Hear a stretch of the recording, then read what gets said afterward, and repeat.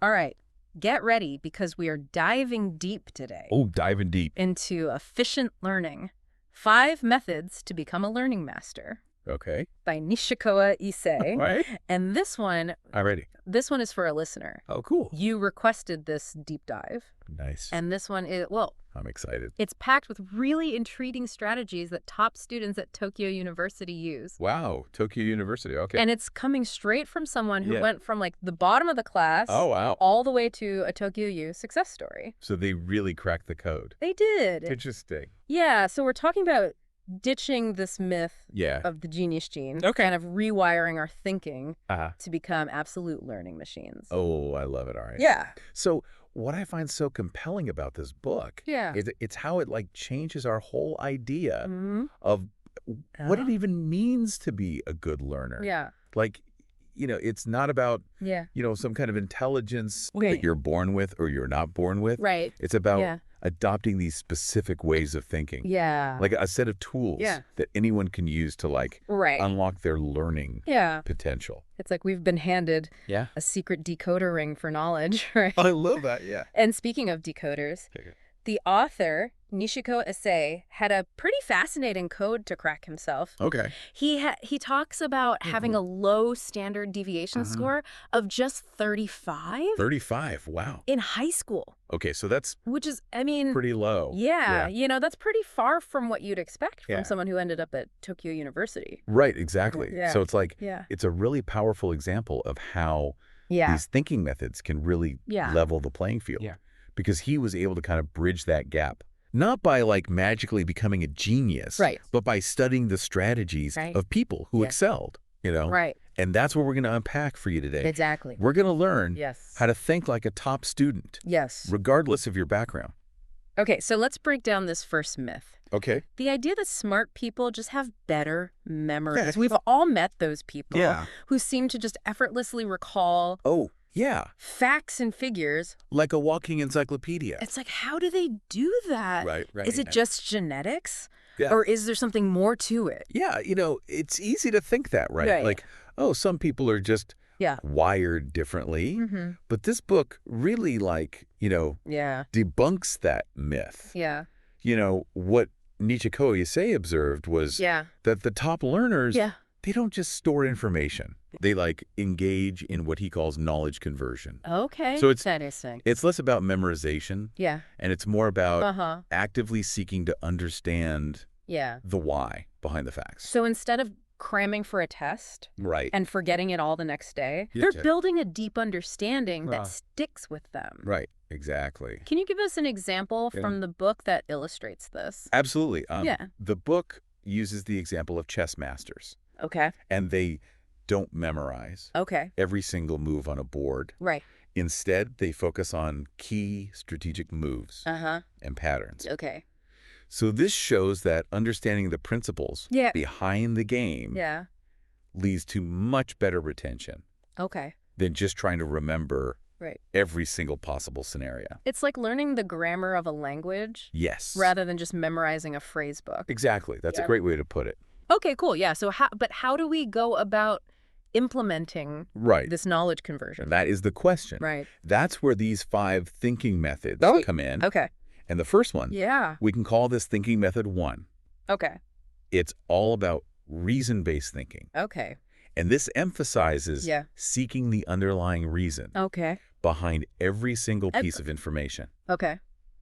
So Yeah. asking why? Okay. Constant. So instead of passively accepting information, Right. we should be interrogating it. Yes. Right. Yes. Like digging for Digging for the root cause, the motive, the historical the context, motive, yes. all that good stuff. All of that. Yeah. Exactly. Okay. The book gives this great historical example. Okay. Why did Yeah. Commodore Perry's fleet arrive in Japan in 1853? Oh, okay. Most people would just try to memorize that date. Right. But there's a whole, web of historical events Right. that led up to that moment. Okay, I'm curious. Yeah. Tell me more. All right, so What's the why behind Commodore Perry in 1853? the book connects it to global events, Okay. like the Crimean War Oh, wow. and American expansionism. Okay. And understanding that context Uh-huh. suddenly makes the date 1853, like click into place. Right. It's no longer a random year. Right. It becomes Yeah. this pivotal point Yeah. in this larger historical narrative. Wow, that's a great example. Right. Yeah. So Yeah. by understanding the why, Yes. we not only remember the fact better, Right. but we also see Yes. how it fits into Exactly. the bigger picture. The bigger picture, yeah. Okay, but isn't that like Yeah. a lot of extra work? It might seem that way at first. Right. Especially if you're trying to, Yeah. learn a lot of new information quickly. Right. Yeah. But Yeah. what's great is that this method actually makes learning more efficient. Okay. In the long run, Okay. the book outlines Uh-huh. 5 practical steps Okay. to apply reason-based thinking. Okay. And what's great is that this framework can be applied to Yeah. any subject or Yeah. topic that you're trying to learn. So instead of trying to build a tower of Yeah. isolated facts Right. that could just topple over at any moment, Yes, exactly. we're building like Yeah. a strong foundation of understanding. A strong foundation, yes. But before we get Yeah. too lost in all the whys, Right. the book also stresses the importance of understanding, like the Yeah. context Yes. or background of a topic You get it. before diving into the specifics, right? Right. Uh-huh. They call it starting point thinking Okay. or thinking method 2. Okay. Yeah, it resonated with me too. Yeah. Yeah. Yeah. It's like when you're studying a river, Okay. to understand its flow and how it changes, you need to first understand its source, Okay. like where it all began, and the tributaries that feed into it. So it's about stepping back Yes. and getting the big picture view It's exactly. before you zoom in on the detail. Yeah. The book connects this to Okay. how Tokyo University entrance exams Mm-hmm. often focus on the why behind historical events. Oh, okay. It's not enough to just know Right. the dates and names. Uh-huh. You need to grasp the larger historical context, Okay. the cause and effect, So it's about understanding like the narrative, Yes. the story behind the facts, the story, yes. rather than Yeah. just the facts themselves. Yeah. Speaking of narrative, Okay. I feel like we're starting to build a story here. Okay, I like it. A journey Yeah. of how to become a more effective learner. I'm following you. But before we move on Yeah. to the next chapter, Okay. can you share any practical tips from the book about how to use this starting point thinking? One tip that stood out to me was Yeah. that top learners often focus on Uh-huh. the introductory and concluding sections of texts first. Oh, okay. This helps them Okay. quickly grasp Yeah. the core argument Okay. and supporting evidence Uh-huh. before diving into all the Uh-huh. nitty-gritty details. So it's like getting the executive summary Exactly. before reading the whole report. Yeah. Kind of get a sense of where you're going and the main points along the way. Exactly. Okay, so we've got Uh-huh. reason-based thinking Right. to understand the why behind information. Uh-huh. And we've got starting point thinking Yeah. to grasp the context. Okay. But what about when it comes to actually Right. using this knowledge? I Yeah. mean, knowledge is power, Uh-huh. but only if you know how to wield it, right? That's a great point. Yeah. The book also emphasizes Yeah. the importance of effective communication, Okay. arguing that being able to articulate Yeah. your knowledge is really crucial for applying it Okay. in the real world. So it's not just about Yeah. absorbing information like a sponge, Right. but also being able to share it Yes. in a way that is clear, concise, impactful. Precisely. And that's where goal-oriented thinking, Okay. or thinking method 3, comes Yeah. into play. Okay. This method is all about Yeah. clarity of purpose in communication, Okay. ensuring that your message Yeah. hits the mark and truly reaches your audience. So it's not just about speaking well. Yeah. It's about like It's strategically crafting your message yeah. to achieve a specific goal. Yes. Do you have an example of how Absolutely. this might look? Yeah, the book uses the classic example Yeah. of Steve Jobs Okay. Yeah. introducing the iPhone. Okay. Remember back then, like Yeah. smartphones were Right. a completely new concept. Yeah, very new. He could have overwhelmed people with Right. all the technical details. Yeah. But instead, he Yeah. strategically presented it as a phone, Yeah. something familiar and relatable. Right. This made the then revolutionary technology Uh-huh. more accessible Right. to the public. That's so smart. Right. Yeah. So by Yeah. framing it in terms of something Uh-huh. people already understood, Right. he bypassed that initial barrier Right. of what even is this thing? Right. Right. Exactly. Yeah. And that's a key point the book emphasizes. Yeah. Humans Yeah. struggle to understand Yeah. unfamiliar things. Yeah. Effective communication bridges this gap Okay. by connecting new information Yeah. to the listener's existing knowledge. It's like building a bridge Yes. between the known and the unknown. The known and the unknown. Yeah, Yeah. exactly. Making it easier for people to kind of cross over Right. to the other side of understanding. Yeah. Okay, I'm starting to see how these thinking methods build on each other. Okay. Yeah. First, you understand the why. Uh-huh. Then you grasp the context. Right. And then you use that understanding Yeah. to communicate effectively. Yeah, it's great. But to further build on that foundation, Yes. the book introduces a fourth Or thinking method. right. Reverse thinking. Reverse thinking. Okay, thinking method 4. Got it. Reverse thinking. Okay. I'm intrigued. I like it already. What's that all about? So this method encourages Yeah.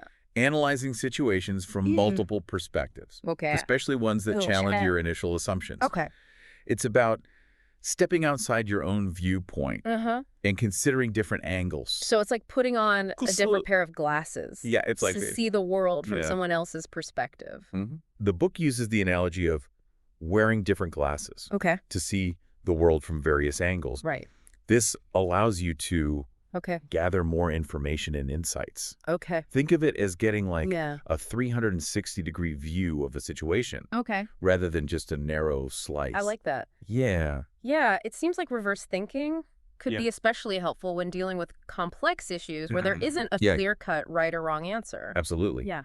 The book highlights Mhm. how top learners often analyze arguments from both Okay. the for and against positions. Interesting. This allows them to develop a much more Yeah. nuanced and informed perspective. So instead of just digging their heels in Right. and defending their own side, Yeah. they're actively seeking to understand Yeah. the opposing viewpoint as well. Exactly. By Yeah. challenging your own assumptions and actively seeking out Yeah. different perspectives, Yeah. you can uncover new insights Okay. and enrich your understanding. It's like expanding Yes. your mental map of the world Your mental map. I love that. by exploring Yeah. unfamiliar territory. Exactly. And that brings us to Yeah. the fifth and final thinking method Okay, here we go. in this learning arsenal. All right, lay it on me. Right. What is it? Yeah. The last piece of the puzzle.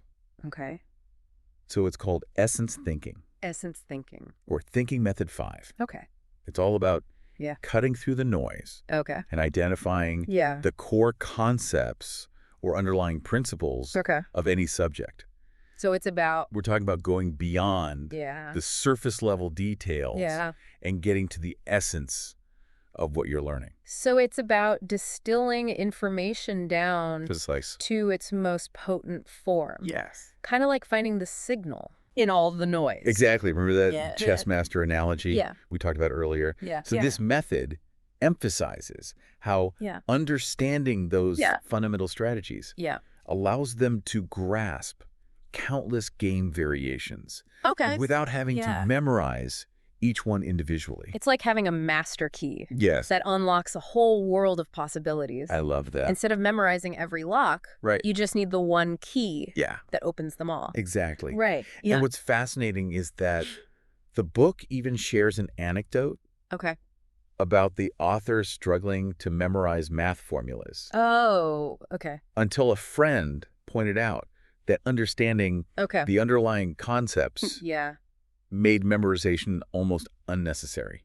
That's incredible. Right. Yeah. So it's like Right. realizing that once you understand the blueprint, Yeah. you don't need to memorize every detail Yeah. of the finished building. It's about seeing the forest for the trees. Yeah. Right. Grasping Yeah. the fundamental principles that underpin Yeah. complex systems. These 5 thinking methods: Yeah. reason-based, starting point, goal-oriented, reverse, and essence, There we go. sound incredibly powerful. They are powerful. It's like we've been given Yeah. a toolkit for becoming learning ninjas. Learning ninjas, I like it. Right. Yeah. Yeah. And the best part is, Yeah. the book emphasizes that these methods Uh-huh. aren't limited Mhm. to just academics. You can Right. apply them to Oh. anything you want to learn. So that's so empowering. Right. It means anyone can cultivate these Yeah. thinking skills, Yeah. whether they're trying to learn a new language, Uh-huh. master a musical instrument, or even just understand Yeah. the news better. Absolutely. It's not about being born brilliant. Right. It's about developing your thinking muscles. Right. These methods are about Yeah. cultivating a mindset of active learning, Yeah. critical thinking, Yeah. effective communication. I'm starting to see how these methods can be applied to so many different aspects of life, not just traditional learning. And that's what makes them so valuable. Yeah. In today's world, we are constantly bombarded with information from all directions.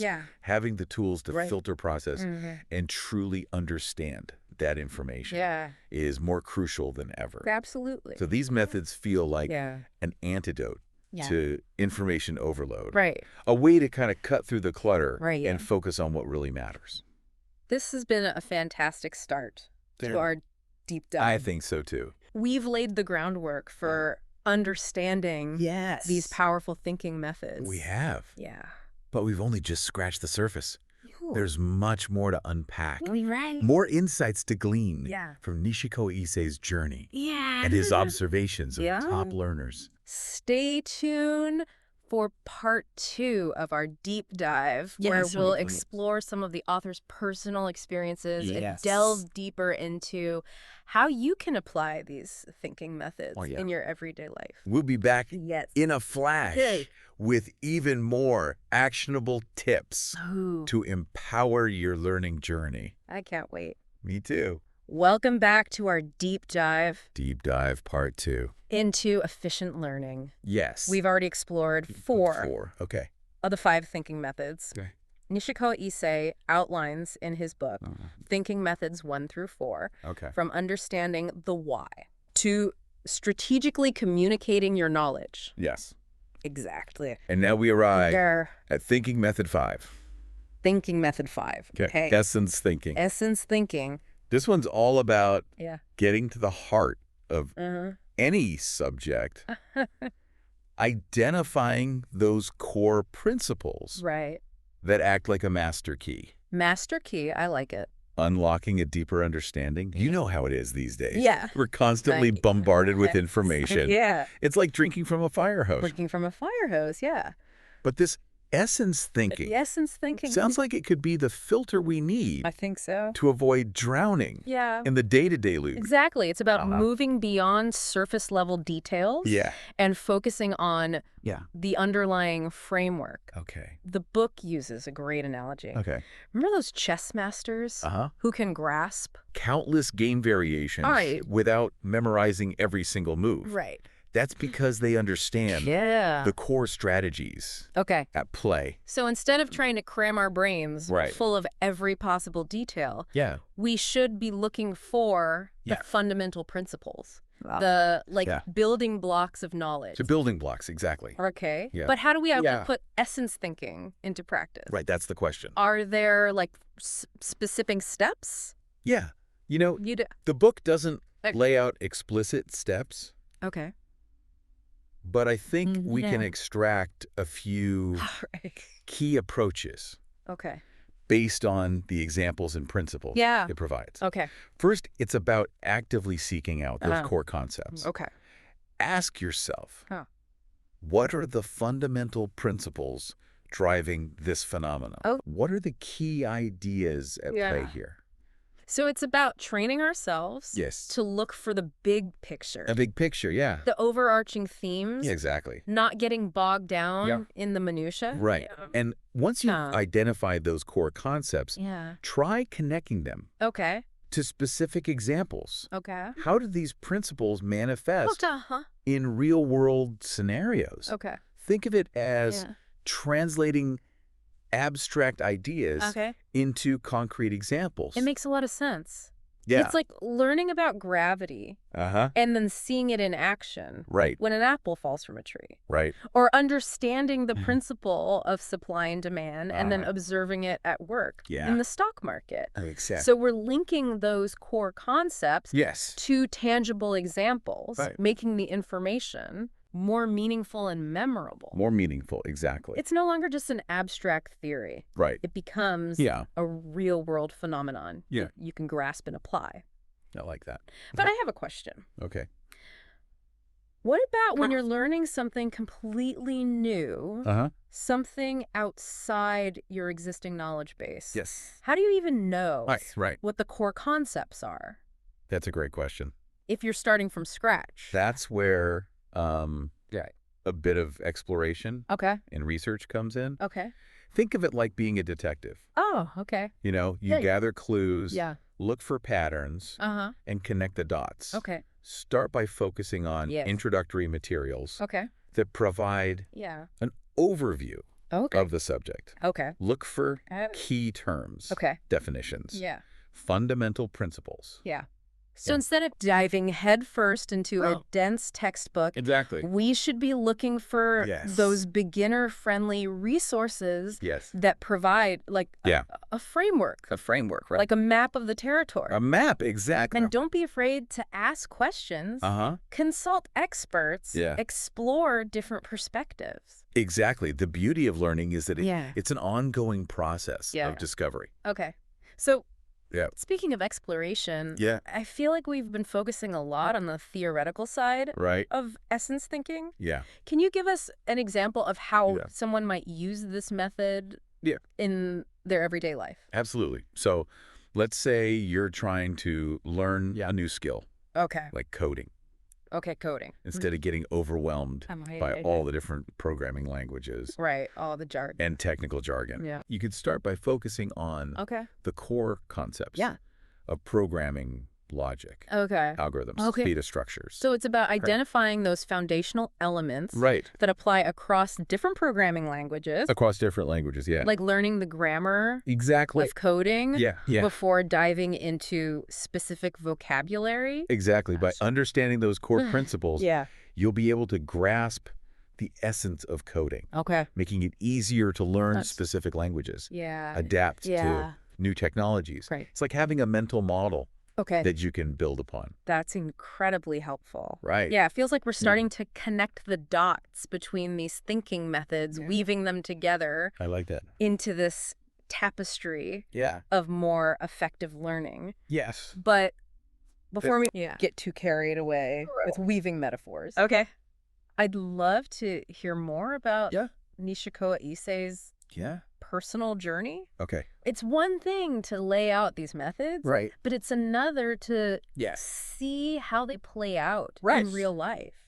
You're right. Right. His story is incredibly inspiring. Remember, he wasn't like a natural academic superstar. He had to actively work at it. Observing how high-achieving students approached learning. And then adapting those strategies to his own style. It shows that these methods aren't just for those who are already gifted. Exactly. They're tools that anyone can use to level up their learning game. He talks about struggling with memorization, even having trouble with multiplication table. Multiplication table. But by adopting these thinking methods, he was able to overcome those challenges and achieve success at one of the most demanding universities. One of the most demanding, in the world. In the world.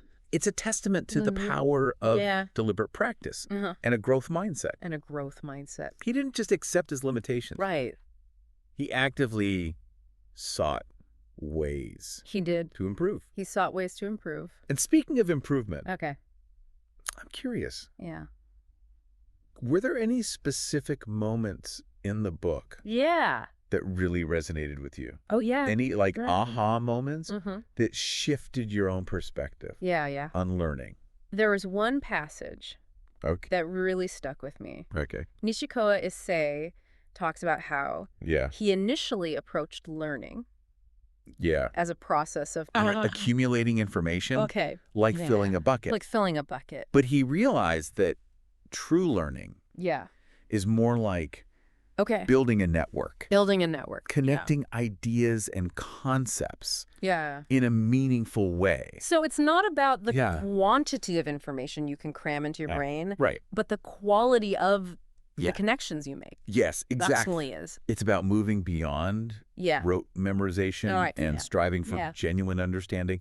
And this shift in perspective completely changed his approach to learning. It's like the difference between Having a cluttered attic full of random items and having a well-organized library. Well-organized library. Where everything has its place. Right. Connections are clearly visible. I love that analogy. Right. Yeah. And it speaks to the power of these thinking methods. Yeah. They're not just about becoming a smarter student. Right. They're about cultivating a more engaged and fulfilling relationship with knowledge. This is all so inspiring. But before we get too philosophical, I want to make sure we bring this back to our listener. Okay. What's the key takeaway they should be thinking about as we wrap up part 2 of our deep dive? I think the most important thing to remember is that these thinking methods are tools. Okay. Like any tool. Yeah. They're only effective if you know how to use them. Right. It's not enough to just passively listen to us talk about them. Yeah. You have to actively experiment. Okay. Apply them to your own learning challenges and see what works best for you. So it's about taking ownership of your learning journey. Exactly. Being proactive and intentional. Proactive and intentional. About how you approach new information. Exactly. Don't be afraid to get your hands dirty. Okay. Make mistakes. And adjust your approach along the way. Right. Learning is a journey. Not a destination. Welcome back to the final part of our deep dive into efficient learning. Final part. It's been quite a journey. Yeah, it has. Exploring these 5 thinking methods. Yeah. It's almost like we've been building our own mental blueprint for learning. Blueprint, yeah. Right. It really is like assembling a toolkit, isn't it? Yeah. We've gone from understanding the why behind the facts to grasping the big picture context. Then strategically communicating that knowledge. And even challenging our own assumptions. Challenging assumptions. And last time we talked about essence thinking. Which feels like the key to unlocking that deeper level of understanding. I agree. By focusing on core concepts instead of getting lost in the details. Getting lost, But before we send our listeners off to conquer the world of learning. To conquer the world. I think it would be valuable to pull some extra tips and tricks from the book. Okay, I like it. Those little actionable nuggets they can apply right away. Right away, Right. Absolutely. Yeah. I think one of the most practical takeaways is the emphasis on spaced repetition. Spaced repetition. You know that old saying, practice makes perfect. Oh, yeah. Well, it turns out that spacing out your practice sessions can be even more effective. Oh, interesting. Than cramming everything in at once. Makes sense. Right. It's like when you're learning a new language, you're more likely to remember the words if you review them regularly. Yes. Instead of trying to memorize the whole dictionary. Whole dictionary, in one sitting. What other gems? Gems, okay. Did you unearth? Another one that stood out to me is the concept of active recall. Active recall. The book suggests testing yourself frequently on the material you're learning. Okay. Even if it feels a bit uncomfortable. Okay, yeah. At first. So instead of just passively reading or listening, we should be actively trying to retrieve the information from our memory. Exactly. It's like giving your brain a workout by forcing yourself to recall the information. You're strengthening the neural pathways associated with it, making it more likely to stick in the long run. It's like building mental muscle memory. Mental muscle memory, yeah. What else can we do to optimize our learning environment? The book also emphasizes the importance of finding your optimal learning environment. So, some people thrive in quiet solitude, while others need a bit of background noise. Or even prefer working in groups. The key is to experiment and figure out what works best for you. So it's about creating a space that supports your focus and concentration. Focus and concentration, Whether that's a cozy corner in your home, a bustling coffee shop, or a collaborative study group. Exactly. It's all about personalization. It is. And that personalization extends to your learning resources as well. The book encourages experimenting with different formats, books, articles, podcasts, videos, to see what resonates most with you. So don't be afraid to... Don't be afraid to... Mix and match. Mix and match, exactly. Find what sparks your curiosity. Sparks your curiosity, yes. Makes learning enjoyable. Makes it fun. Right. Yeah. It's like building a diverse learning portfolio. Writing the resources that make you excited to learn. Excited to learn, exactly. But speaking of excitement... Okay. I can't help but feel a bit overwhelmed thinking about all these new methods, strategies. It's like a whole new world has opened up, and I'm not sure where to begin. That's completely understandable. Yeah. Remember, Nishikawa Issei himself went through this process of discovery and adaptation. Okay. He didn't master all 5 thinking methods overnight. Right. It was a journey of trial and error, observation, self-reflection. So it's okay to start small. Start small. Maybe pick one method that resonates with you. Right. Experiment with it. Experiment with it. Before trying to tackle all 5 at once. Exactly. Think of it like a buffet of learning strategies. Oh, okay. You know, sample different dishes, see what you like, and come back for seconds. Yeah, I like that analogy. The key is to find what works best for you and your individual learning style. It's not about achieving perfection. No, it's about making gradual progress. Okay. Building those learning muscles over time. But before we send our listeners off to start their own learning adventures, I think it'd be valuable to circle back to Nishiko Issei's personal story. What were some of the key takeaways from his journey that resonated with you? One thing that stood out to me was his emphasis on observation. Observation. He talks about how he would carefully observe the study habits and thinking patterns of his high-achieving peers, taking note of what they did differently. So it's not just about reading books and articles. It's about paying attention to how successful learners approach information in the real world. In the real world, Like observing their behavior. Observing their behavior, and trying to like reverse engineer. Reverse engineer, exactly. It's a process. It's like becoming a detective of learning. Looking for clues and patterns that you can then adapt and apply to your own approach. That's such a valuable insight. It's about being proactive and actively seeking out learning opportunities, even in unexpected places. What else can we glean from Nishikawa Issei's journey? Another key takeaway is that he wasn't afraid to experiment. Okay. He didn't just read about these thinking methods and then expect them to magically transform him into a learning superstar. He actively tried them out, tweaked them, figured out what worked best for him. So it's not about following a rigid set of rules. It's about being flexible and adapting these methods. Adapting the methods. To fit your individual learning style and goals. Exactly. It's about embracing the journey of learning. With all its twists and turns, setbacks and breakthroughs. It's about cultivating a growth mindset. Believing that you can always improve and expand your learning capacity.